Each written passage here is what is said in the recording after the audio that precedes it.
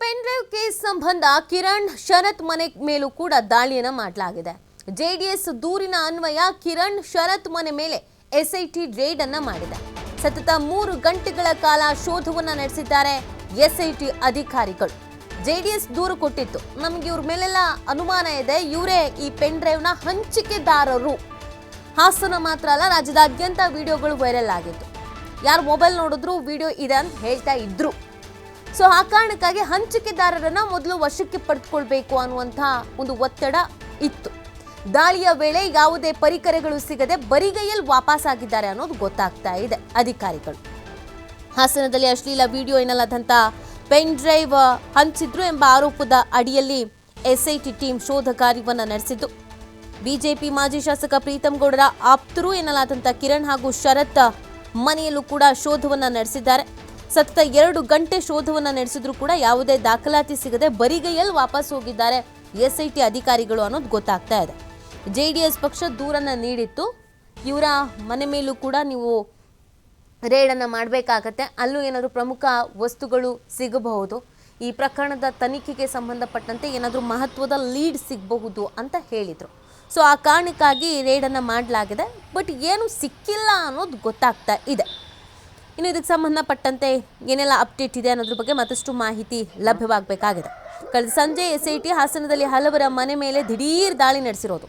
BJP ಮಾಜಿ ಶಾಸಕ ಪ್ರೀತಮ್ ಗೌಡ ಆಪ್ತರ ಮನೆ, ಬಾರು, ಹೋಟೆಲ್ಲು, ಕಚೇರಿ ಸೇರಿದಂತೆ ಒಟ್ಟು 7 ಕಡೆ ಏಕಕಾಲದಲ್ಲಿ 30ಕ್ಕೂ ಹೆಚ್ಚು ಅಧಿಕಾರಿಗಳು ರೇಡನ್ನು ಮಾಡಿದ್ದಾರೆ.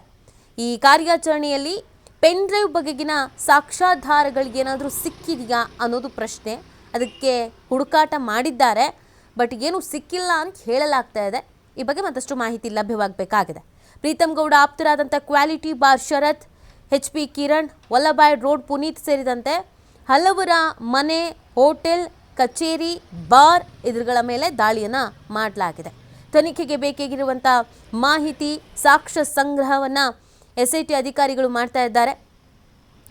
ಕೆಲವು ಕಡೆಯಲ್ಲಿ ನಿನ್ನೆ ಏಕಕಾಲಕ್ಕೆ ದಾಳಿಯನ್ನು ಮಾಡಲಾಗಿದೆ.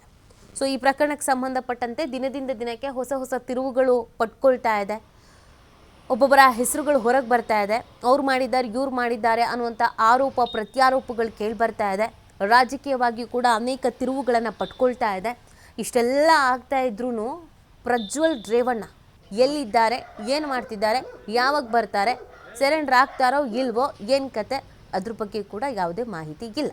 ಎಸ್ಐಟಿ ಅಧಿಕಾರಿಗಳು ಇನ್ನಿಲ್ಲದಂಥ ಶತಪ್ರಯತ್ನವನ್ನು ಮಾಡ್ತಾ ಇದ್ದಾರೆ. ದಿನಕ್ಕೊಂದು ಆಯಾಮಗಳು, ದಿನಕ್ಕೊಂದು ತಿರುವು. ಸೊ ಎಲ್ಲ ಆ್ಯಂಗಲ್ನಲ್ಲೂ ತನಿಖೆಯನ್ನು ನಡೆಸಬೇಕು. ಒಂದು ಪ್ರಕರಣ ಅಲ್ಲ, 3 ಪ್ರಕರಣಗಳು, ಅತ್ಯಾಚಾರ, ಹಾಗೆಯೇ ಲೈಂಗಿಕ ದೌರ್ಜನ್ಯ, ಕಿಡ್ನಾಪು, ಹೀಗೆ ಇಬ್ಬರ ಮೇಲೂ ಕೂಡ ರೇವಣ್ಣ ಮತ್ತು ಪ್ರಜ್ವಲ್ ಇಬ್ಬರ ಮೇಲೂ 3ರಿಂದ 4 ಪ್ರಕರಣಗಳು ದಾಖಲಾಗಿದೆ. ಎಲ್ಲ ತನಿಖೆಯನ್ನು ನಡೆಸಬೇಕು. ಅದ್ರ ಜೊತೆಗೆ ದೇವರಾಜೇಗೌಡ ಪ್ರಕರಣ, ದೇವರಾಜೇಗೌಡ ಮನೆ ಮೇಲೂ ಕೂಡ ದಾಳಿಯನ್ನು ಮಾಡಲಾಗಿದೆ ನೆನ್ನೆ, ಮತ್ತು ಆತರ ಕಚೇರಿ ಮೇಲೂ ಕೂಡ ದಾಳಿಯನ್ನು ಮಾಡಲಾಗಿದೆ. ಅಲ್ಲೂ ಏನಾದರೂ ಮಹತ್ವದ ದಾಖಲೆಗಳನ್ನು ಏನಾದರೂ ವಶಕ್ಕೆ ಪಡ್ಕೊಂಡಿದ್ದಾರಾ, ಮೇನ್ ಲೀಡ್ ಅನ್ನೋದು ಈ ತನಿಖೆಗೆ ಸಂಬಂಧಪಟ್ಟಂತೆ ಏನಾದರೂ ಸಿಕ್ಕಿದೆಯಾ, ಎಸ್ಐಟಿ ಅಧಿಕಾರಿಗಳ ತನಿಖೆ ಯಾವ ಹಂತದಲ್ಲಿದೆ, ಯಾವೆಲ್ಲ ಆ್ಯಂಗಲ್ನಲ್ಲಿ ನಡೀತಾ ಇದೆ, ಇದೆಲ್ಲದ್ರ ಬಗ್ಗೆಯೂ ಕೂಡ ಮಾಹಿತಿ ಲಭ್ಯವಾಗಬೇಕಾಗಿದೆ. ಹಾಸನದಲ್ಲಿ ಕೆಲವರು ಅವರ ಆಪ್ತರು, ಇವ್ರ ಆಪ್ತರು, ಅವ್ರ ಬಣ, ಇವ್ರ ಬಣ ಅಂತ ಒಂದಷ್ಟು ಆರೋಪಿಗಳ ಹೆಸರು ಕೇಳಿಬರ್ತಾ ಇದೆ. ರಾಜಕೀಯ ಆರೋಪ ಪ್ರತ್ಯಾರೋಪಗಳ ನಡುವೆ ಅವರ ಮನೆ ಮತ್ತು ಕಚೇರಿ ಮೇಲೂ ಕೂಡ ದಾಳಿಯನ್ನು ಮಾಡಲಾಗಿದೆ. ಈ ಎಲ್ಲ ಬೆಳವಣಿಗೆಗಳ ಬಗ್ಗೆ ಮತ್ತಷ್ಟು ಮಾಹಿತಿಯನ್ನು ನೀಡ್ತಾರೆ ನಮ್ಮ ಪ್ರತಿನಿಧಿ ಪ್ರಕಾಶ್. ಹಾಸನದಿಂದ ಲೈವ್ನಲ್ಲಿ ಜಾಯ್ನ್ ಆಗ್ತಾ ಇದ್ದಾರೆ. ಪ್ರಕಾಶ್, ನಿನ್ನೆ ಸುಮಾರು 30ಕ್ಕೂ ಹೆಚ್ಚಿನ ಎಸ್ಐಟಿ ಅಧಿಕಾರಿಗಳು 7 ಕಡೆ ದಾಳಿಯನ್ನು ಮಾಡಿದ್ದಾರೆ ಅನ್ನೋದ್ರ ಬಗ್ಗೆ ಮಾಹಿತಿ ಲಭ್ಯವಾಗ್ತಾ ಇದೆ. ಎಲ್ಲೆಲ್ಲಿ ದಾಳಿ ಮಾಡಿದ್ರು, ಮಹತ್ವದ ದಾಖಲೆ ಏನಾದರೂ ವಶಕ್ಕೆ ಪಡ್ಕೊಂಡು ಹೋಗಿದ್ದಾರಾ, ಮೇನ್ ಲೀಡ್ ಅನ್ನೋದು ಏನಾದರೂ ಸಿಕ್ಕಿದೆಯಾ, ಏನಿದೆ ಈ ಬಗ್ಗೆ ಮಾಹಿತಿ?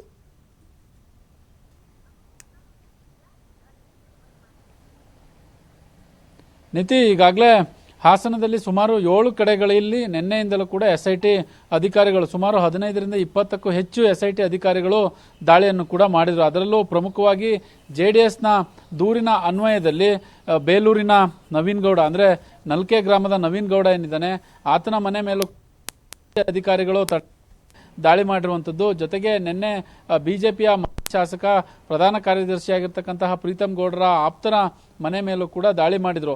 ನಿನ್ನೆ ಸತತವಾಗಿ 2ರಿಂದ 3 ಗಂಟೆಗಳ ಕಾಲ ದಾಳಿ ಮಾಡಿದ್ರು. ಆದರೆ ದಾಳಿ ಮಾಡಿರುವಂತಹ ಹಿನ್ನೆಲೆಯಲ್ಲಿ ಕಿರಣ್ ಮತ್ತು ಶರತ್ ಮನೆಯಲ್ಲಿ ಯಾವುದೇ ಪರಿಕರಗಳಾಗಲಿ ಕಂಪ್ಯೂಟರ್ಗಳಾಗಲಿ ಯಾವುದೇ ಅದಕ್ಕೆ ಸಂಬಂಧಪಟ್ಟಂತಹ ದಾಖಲೆಗಳು ಯಾವುದು ಕೂಡ ಸಿಕ್ಕಿಲ್ಲ. ಬರಿಗೈಯಲ್ಲಿ ಬೆಂಗಳೂರಿಗೆ ವಾಪಸ್ ಹೋಗಿದ್ದಾರೆ ಅನ್ನುವ ಮಾಹಿತಿ ಕೂಡ ಈಗಾಗಲೇ ಲಭ್ಯವಾಗಿರ್ತಕ್ಕಂಥದ್ದು. ಅದಕ್ಕೆ ಸಂಬಂಧಪಟ್ಟ ಹಾಗೆ TV5ಗೆ ಒಂದು ಲೆಟರ್ ಕೂಡ, ಅಂದರೆ ಅಧಿಕಾರಿಗಳಿಂದ ಒಂದು ಲೆಟರ್ ಕೂಡ ಈಗಾಗಲೇ ತಲುಪಿರುವಂಥದ್ದು. ಯಾಕಂತಂದರೆ ಸಾಕಷ್ಟು 2-3 ಗಂಟೆಗಳಿಂದಲೂ ಸಾಕಷ್ಟು ನಿನ್ನೆ ಪರಿಶೀಲನೆಯನ್ನು ಕೂಡ ಮಾಡಿದ್ರು. ಆ ಪರಿಶೀಲನೆ ನಡೆದಂತಹ ಸಂದರ್ಭದಲ್ಲಿ ಏನಾದರೂ ಮಾಹಿತಿ ಸಿಗುತ್ತೆ, ಜೊತೆಗೆ ಮೊಬೈಲನ್ನು ಕೂಡ ವಶಪಡಿಸ್ಕೊಳ್ಳುವಂತಹ ಕೆಲಸ ಮಾಡಿದ್ರು. ಮೊಬೈಲನ್ನು ಕೂಡ ಕೊಟ್ಟಿದ್ರು, ಪಾಸ್ವರ್ಡ್ ಸಮೇತ ಹೇಳಿ ಮೊಬೈಲ್ ಕೊಟ್ಟಿದ್ರು. ಆದರೆ SIT ಅಧಿಕಾರಿಗಳಿಗೆ ಯಾವ ದಾಖಲಾತಿಯೂ ಸಿಗದೆ ಈಗಾಗಲೇ ಬರಿಗೈಯಲ್ಲಿ ವಾಪಸ್ ಹೋಗಿದ್ದಾರೆ ಅನ್ನುವ ಮಾಹಿತಿ ಲಭ್ಯವಾಗಿರ್ತಕ್ಕಂಥದ್ದು. ಇದು ಕಿರಣ್ ಮತ್ತು ಶರತ್ ಅವರ ಮನೆಯಲ್ಲಿ ದಾಳಿ ಮಾಡಿದಂತಹ ಸಂದರ್ಭದಲ್ಲಿ ಈಗಾಗಲೇ ಏನು ದಾಖಲೆ ಸಿಗದೆ ವಾಪಸ್ ಆಗಿದ್ದಾರೆ. ಬಟ್ ನಲ್ಕೆ ಗ್ರಾಮದ ನವೀನ್ ಗೌಡ ಏನಿದ್ದಾನೆ ಆತನ ಮೇಲೂ ಕೂಡ JDS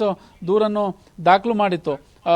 ಬೇಲೂರಿನಲ್ಲಿ ಹಿಂದೆ JDSನ ಸಂಬಂಧಪಟ್ಟ ಹಾಗೆ ಆ ಪಕ್ಷದ ನಾಯಕರು ಕೂಡ ದೂರನ್ನ ಕೊಟ್ಟಿದ್ರು. ಆ ಹಿನ್ನೆಲೆಯಲ್ಲಿ ಅಧಿಕಾರಿಗಳು ಪರಿಶೀಲನೆಗೆ ತೊಡಗಿದ್ರು. ಬಟ್ ಅಲ್ಲಿ ಯಾವ ಮಾಹಿತಿ ಸಿಕ್ಕಿದೆಯಾ, ಯಾವ ದಾಖಲಾತಿ ಸಿಕ್ಕಿದೆ ಅನ್ನೋದನ್ನು ಕೂಡ ಕಾದು ನೋಡಬೇಕಾಗುತ್ತೆ. SIT ಅದ್ರ ಬಗ್ಗೆ ಮಾಹಿತಿಯನ್ನು ಕೂಡ ಕೊಡಬೇಕಾಗುತ್ತೆ. ಸದ್ಯಕ್ಕೆ ನಿನ್ನೆ ಸತತವಾಗಿ ಸುಮಾರು 7 ಕಡೆ, ಹೊಳೆನರಸೀಪುರ ಆಗಿರ್ಬೋದು, ಜೊತೆಗೆ ಚನ್ನರಾಯಪಟ್ಟಣ ಆಗಿರ್ಬೋದು, ಬೇಲೂರು ಆಗಿರ್ಬೋದು, ಹಾಸನದಲ್ಲಿ 5 ಕಡೆ, ಒಟ್ಟು ಸುಮಾರು 7 ಕಡೆ SIT ದಾಳಿಯನ್ನು ಕೂಡ ಮಾಡಿತ್ತು.